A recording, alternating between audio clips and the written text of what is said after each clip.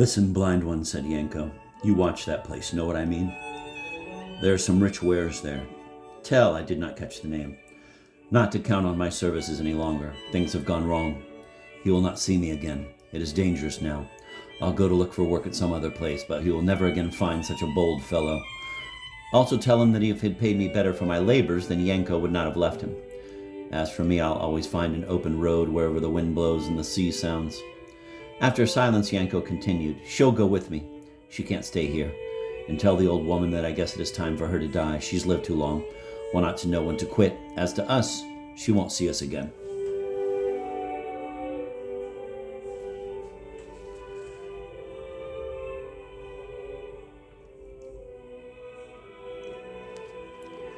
And what about me, said the blind lad in a piteous voice. What use are you to me, was the answer.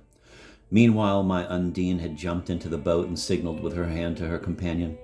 He put something in the blind lad's hand, saying, Here, get yourself some gingerbread. Is that all? Said the blind lad.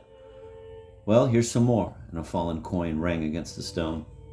The blind lad did not pick it up. Yanko got into the boat. The wind blew offshore. They hoisted a small sail and sped away. For a long time the white sail glanced in the moonlight amid the dark waves. The blind lad kept sitting on the shore, and presently I heard something resembling a sob. And indeed the blind little fellow was crying. He cried for a long, long time. I felt sad. What business did fate have to land me into the peaceful midst of honest smugglers? Like a stone thrown into the smooth water of a spring, I had disturbed their peace, and like a stone had very nearly gone to the bottom myself.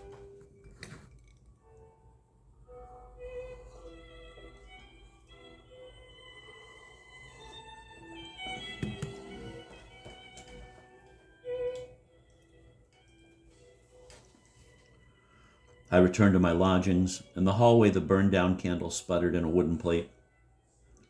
And my Cossack, despite my orders, lay sound asleep, holding his rifle in both hands. I left him in peace, took the candle, and went into the interior of the hut. Alas! My traveling box, my sword chased with silver, my Dagestan dagger, a present from a pal, all had disappeared. It was then that I realized the nature of the things that the confounded blind lad had been hauling. Upon rousing the Cossack with a rather uncivil push, I scolded him and vented my anger a little.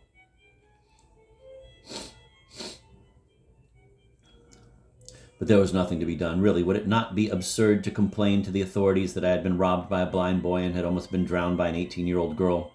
Fortunately, next morning it proved possible to continue my journey, and I left Taman. What became of the old woman and of the poor blind lad, I do not know, and besides, what do I care about human joys and sorrows? I, a military man on the move, and holder, moreover, of a road pass issued to those on official business.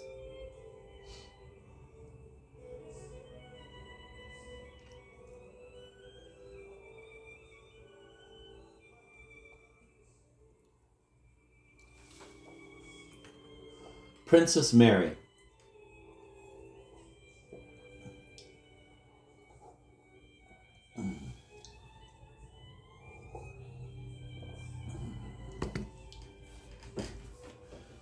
May 11th. Yesterday I arrived in Piatigorsk and rented lodgings on the outskirts of the town at its highest point at the foot of Mount Mashuk. When there is a thunderstorm, the clouds will descend down to my roof. At 5 this morning, when I opened the window, my room was filled with the perfume of flowers growing in the modest front garden. The branches of cherry trees in bloom look into my window, and the wind occasionally strews my desk with their white petals. The view on 3 sides is marvelous. To the west, the 5-peaked Beshtau looms blue like the last thundercloud of a tempest dispersed.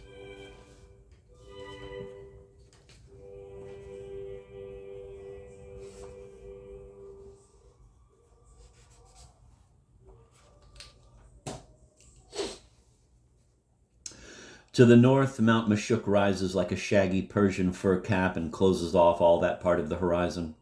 To the east, the outlook is gayer. Right below me lies the varicolored, neat, brand new little town. The medicinal springs babble, and so does the multilingual crowd. And beyond the town, amphitheatrical mountains pile up, ever bluer and mistier, while on the edge of the horizon there stretches a silver range of snowy summits. beginning with Mount Kazbek and ending with the bicephalous Mount Elbrus. It is gay to live in such country. A kind of joyful feeling permeates all my veins. The air is true and fresh, like the kiss of a child. The sun is bright, the sky is blue. What more, it seems, could one wish? Who here needs passions, desires, regrets? However, it is time. I shall go to the Elizabeth Spring. There, I am told, the entire spa society gathers in the morning.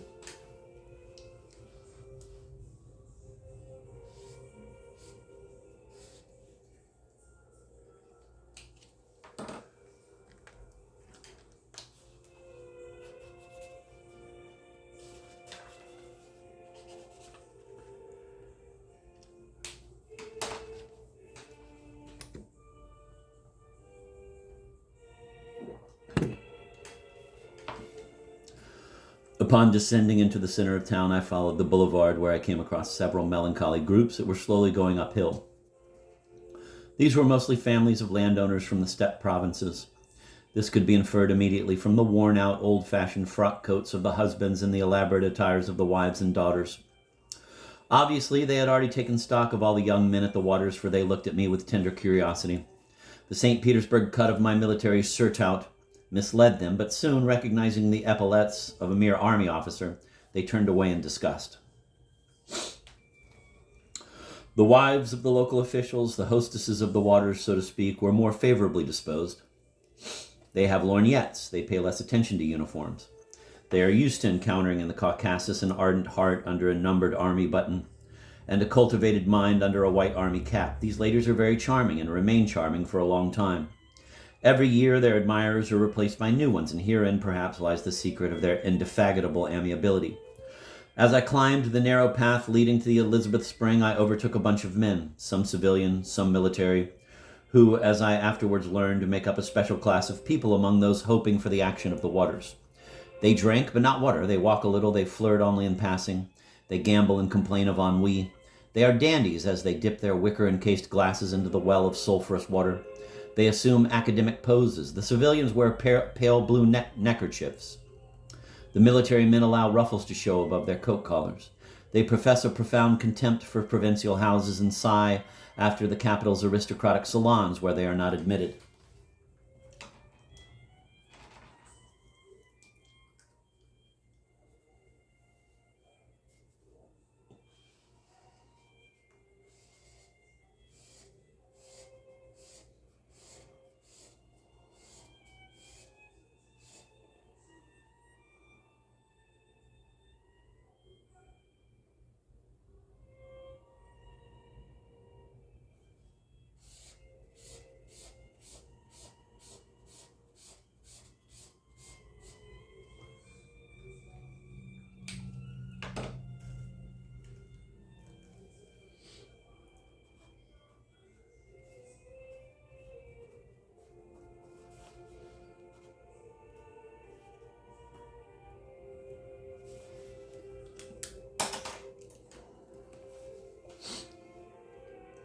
At last there was the well. Near it on the terrace a small red-roofed structure was built to house the bath, and a little further there was the gallery where one walked when it rained. Several wounded officers sat on a bench, their crutches drawn up, looking pale and sad.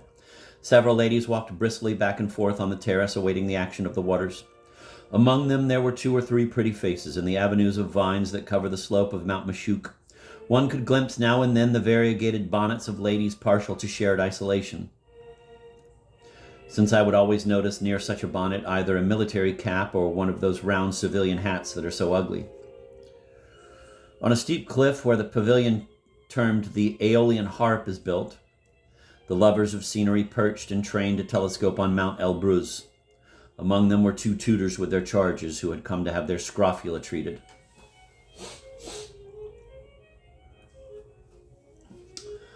I had stopped out of breath on the edge of the hill and, leaning against the corner of the bathhouse, had begun to survey the picturesque landscape, when suddenly I heard a familiar voice behind me. "Pechorin, have you been here long?"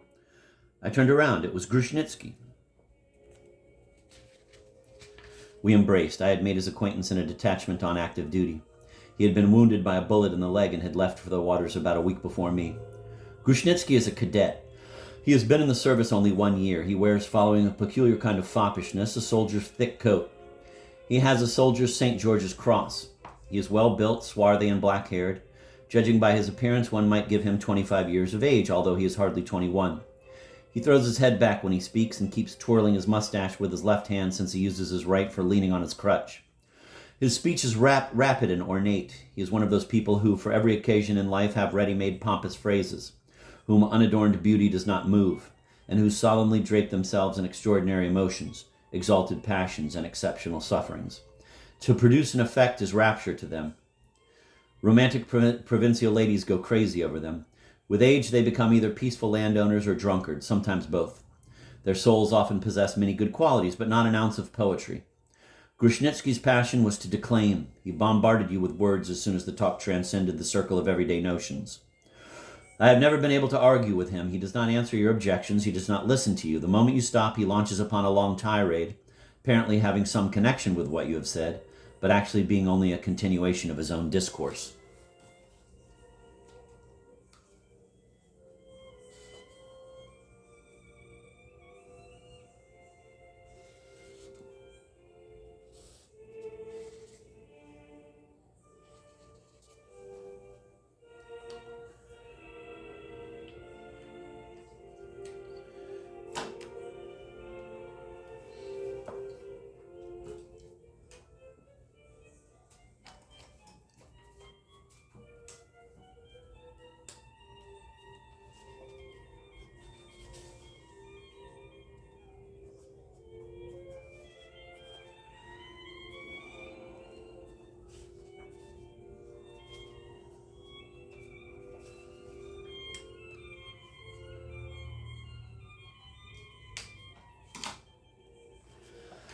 He is fairly witty. His epigrams are frequently amusing, but they are neither to the point nor venomous. He will never kill anyone with a single word. He does not know people in their vulnerable spots, since all his life he has been occupied with his own self.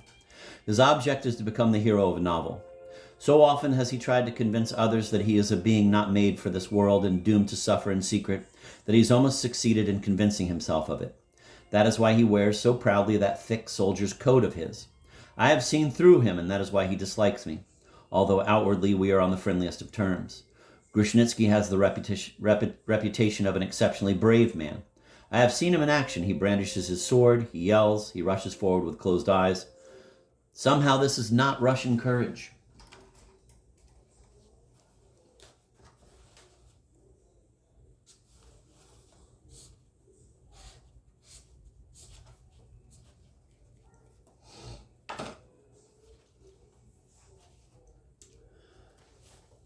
I don't like him either. I feel that one day we shall meet on a narrow path and one of us will fare ill.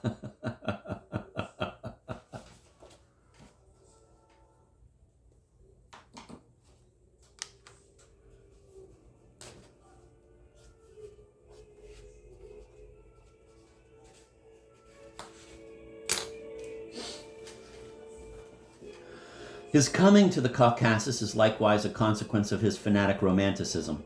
I am sure that on the eve of his departure from the family country seat, he told some pretty neighbor with a gloomy air that he was going to the Caucasus not merely to serve there, but that he was seeking death because, and here probably he would cover his eyes with his hand and continue thus: "No, you must not know this. Your pure soul would shudder. And what for? What am I to you? Would you understand me?" And so forth.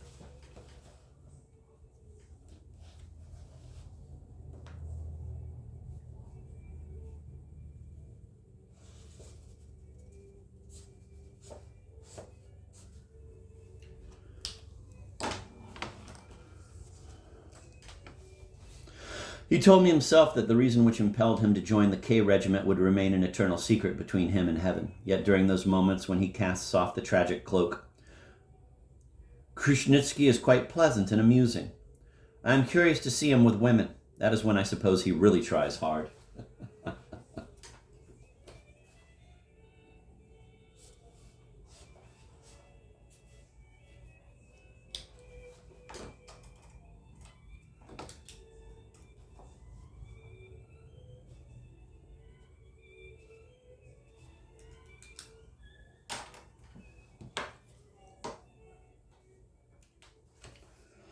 We met like old chums. I began to question him about life at the spa and its noteworthy people. Our life here is rather prosaic, he said with a sigh. Those who drink the waters in the morning are insipid like all invalids, and those who drink wine in the evening are unbearable like all healthy people. Feminine society exists, but there is little comfort therein. These ladies play whist, dress badly, and speak dreadful French. From Moscow this year there is only Princess Ligovsky with her daughter, but I am not acquainted with them. My soldier's coat is like a seal of rejection. The sympathy that it arouses is as painful as charity. At that moment, two ladies walked past us in the other direction of the well. One was elderly, the other young and graceful. Their bonnets prevented me from getting a good look at their faces, but they were dressed according to the strict rules of the best taste. There was nothing superfluous. The younger one wore a pearl gray dress closed at the throat, a light silk fichu twined around her supple neck, shoes, couleur pouce, so pleasingly constricted at the ankle her spare little foot, that even one uninitiated into the mysteries of beauty would have certainly uttered an exclamation, if only of surprise. Her light yet noble gait had something virginal about it that escaped definition, but was comprehensible to the gaze. As she walked past us, there emanated from her that ineffable fragrance which breathes sometimes from a beloved woman's letter.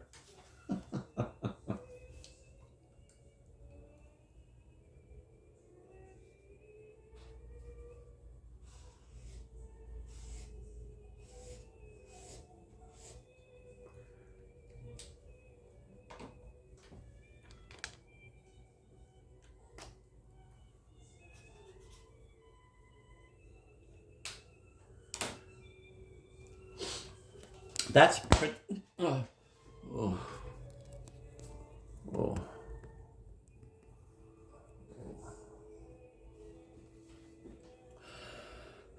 That's Princess Ligovskoy, said Grushnitsky, and with her is her daughter, Mary, as she calls after the English fashion. They have been here only 3 days. And yet you already know her name? Yes, I happened to hear it, he answered, flushing. I confess I did not wish to meet them. Those proud aristocrats look upon us army men as savages. And what do they care whether or not there is a mind under a numbered regimental cap and a heart under a thick army coat? Poor coat, I said with a smile.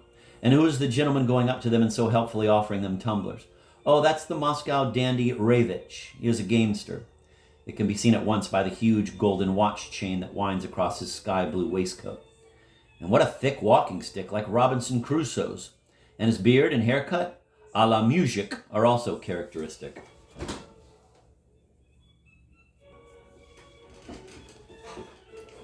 You are embittered against the whole of humanity? And there is a good reason for that. Oh, really? At this point, the ladies moved away from the well and came level with us.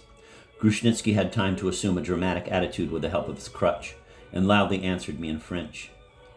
Mon cher, j'ai ha le honte pour ne pas les mépriser, car autrement la vie sera une farce trop dégoûtante.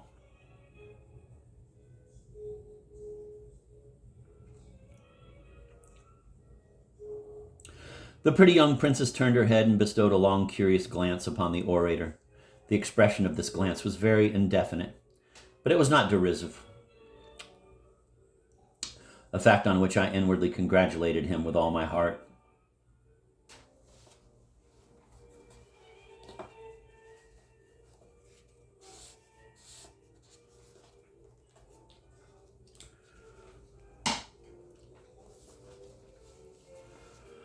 This Princess Mary is extremely pretty, I said to him. She has such velvety eyes. Yes, velvety is the word for them. I advise you to appropriate this term when you speak of her eyes.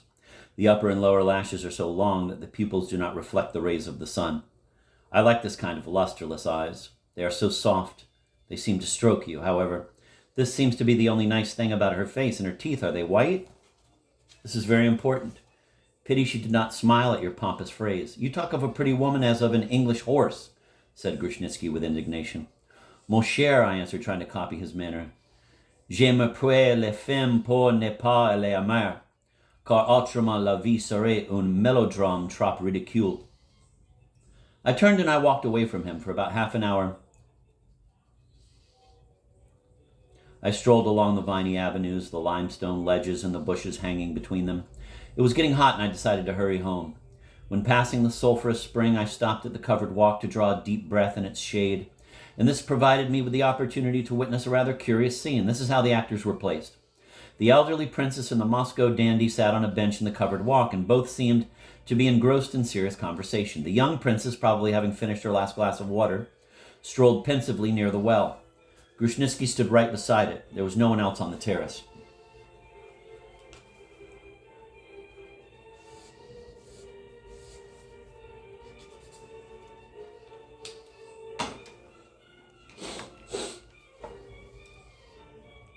I drew closer and hid behind a corner of the walk. At this moment, Grushnitsky dropped his glass upon the sand and tried hard to bend down in order to pick it up.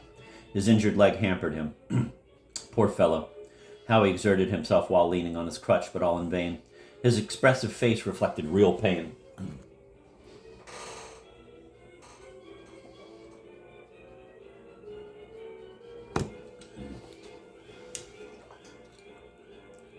Princess Mary saw it all even better than I. Lighter than a little bird, she skipped up to him, bent down, picked up the glass, and handed it to him with a movement full of inexpressible charm. Then she blushed dreadfully, glanced back at the covered walk, but having convinced herself that her mamma had seen nothing, appeared at once to regain her composure. When Grushnitsky opened his mouth to thank her, she was already far away. A minute later, she left the gallery with her mother and the dandy, but as she passed by Grushnitsky, she assumed a most formal and dignified air. She did not even turn her head, did not even take notice of the passionate glance with which he followed her for a long time until she reached the bottom of the hill and disappeared beyond the young lindens of the boulevard. Presently, however, her bonnet could be glimpsed crossing the street. She hurried through the gate of one of the best houses in Piatigorsk. Her mother walked in after her and at the gate gave Ravitch a parting nod. Only then did the poor, passionate cadet notice my presence. "Did you see?" he said, firmly gripping me by the hand. "A very angel." "Why?" I asked with an air of the most genuine naivete. "Didn't you see?" "I did. She picked up your glass. Had an attendant been around, he would have done the same thing, and with even more alacrity since he would be hoping for a tip. However, one can quite understand that she felt sorry for you. You made such an awful face when you shifted your weight onto your wounded leg." "And you did not feel at all touched looking at her at the moment her soul shone in her face?" "No. I lied, but I wanted to infuriate him. Contradiction is with me an innate passion. My entire life has been nothing but a chain of sad and frustrating contradictions to heart or reason. The presence of an enthusiast envelops me with midwinter frost. And I think that frequent commerce with an inert, phlegmatic individual would have made me a passionate dreamer. I further confess that a nasty but familiar sensation at that moment skimmed over my heart. This sensation was envy. I boldly say envy because I am used to being frank with myself in everything. And it is doubtful if there can be found a young man who, upon meeting a pretty woman who has riveted his idle attention and has suddenly given obvious preference to another man equally unknown to her, it is doubtful, let me repeat, that there can be found a young man, provided of course that he has lived in the grand monde and is accustomed to indulge his vanity, who would not be unpleasantly struck by this. In silence, Grushnitsky and I descended the hill and walked along the boulevard past the windows of the house into which our charmer had vanished. She was sitting at the window. Grushnitsky jerked me by the arm and threw upon her one of those blurrily tender glances which have so little effect upon women. I trained my lorgnette on her and noticed that his glance made her smile, and that my insolent lorgnette angered her in no uncertain way. And how indeed does a Caucasian army officer dare to train his quizzing glass on a young princess from Moscow? May 13th.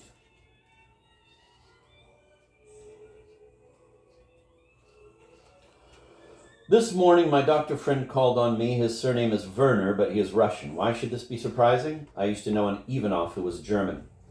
Werner is a remarkable man in many respects. He is a skeptic and a materialist, like almost all medical men, but he is also a poet, and this I mean seriously. He is a poet in all his actions and frequently in his utterings, although in all his life he never wrote 2 lines of verse. He has studied all the live strings of the human heart in the same way as one studies the veins of a dead body, but he has never learned how to put his knowledge to profit. Thus, sometimes an excellent anatomist may not know how to cure a fever. Ordinarily, Werner made unobtrusive fun of his patients, but once I saw him cry over a dying soldier. He was poor. He dreamt of becoming a millionaire, but would never have taken one additional step for the sake of money. He told me once that he would rather do a favor for an enemy than for a friend, because in the latter case, it would mean selling charity, whereas hatred only grows in proportion to an enemy's generosity. Some deep shit from this Lermontov.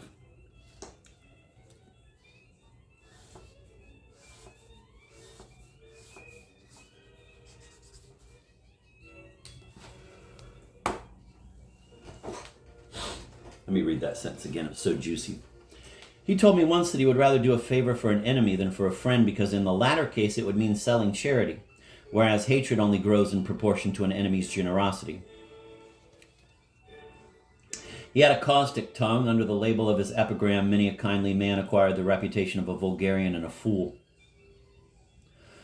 His competitors, envious resort doctors, once spread the rumor that he drew cartoons of his patients. The patients became infuriated and almost all refused to be treated by him. His friends, that is to say, all the really decent people serving in the Caucasus, tried in vain to restore his fallen credit. His appearance was of the kind that at first glance impresses one unfavorably but attracts one later, when the eye has learned to decipher in irregular features the imprint of a dependable and lofty soul. Examples are known of women falling madly in love with such people and of not exchanging their ugly exterior for the beauty of the freshest and rosiest endymions. Women must be given their due. They have a flair for spiritual beauty. This may be why men like Werner are so passionately fond of women.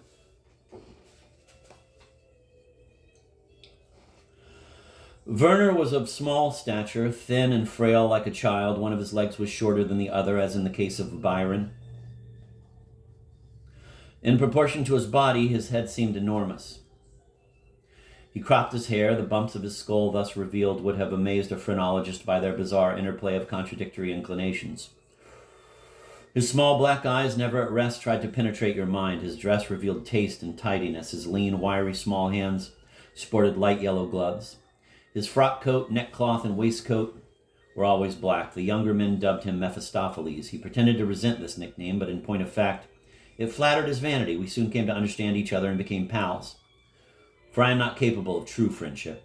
One of the two friends is always the slave of the other, although often neither of the two admits this to himself.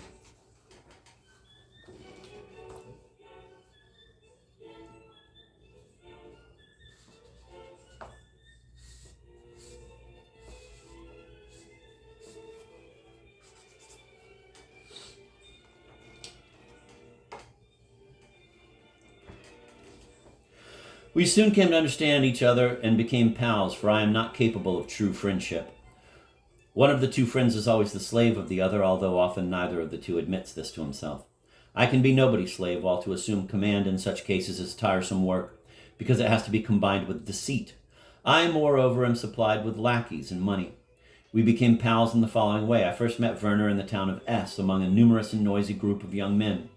Toward the end of the evening, the conversation took a philosophic and metaphysical turn.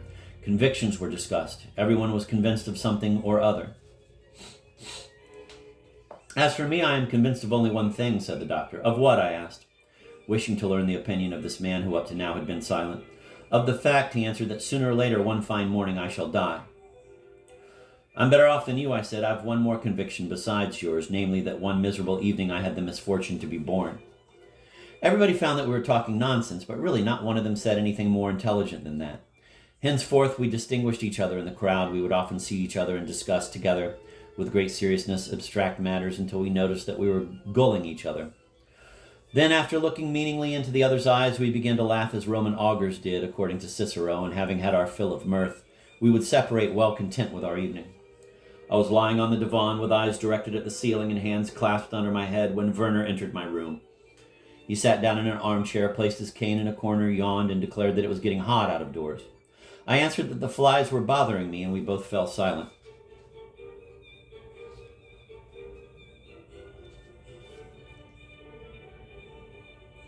Observe, my dear doctor, said I, that without fools the world would be a very dull place. Consider, here we are, two intelligent people. We know beforehand that one can argue endlessly about anything, and therefore we do not argue. We know almost all the secret thoughts of each other. One word is a whole story for us. We see the kernel of our every emotion through a triple shell. Sad things seem to us funny things seem to us melancholy, and generally we are, to tell the truth, rather indifferent to everything except our own selves. Thus, between us there can be no exchange of feelings and thoughts. We know everything about each other that we wish to know, and we do not wish to know anything more. There remains only one solution: telling the news. So tell me some piece of news.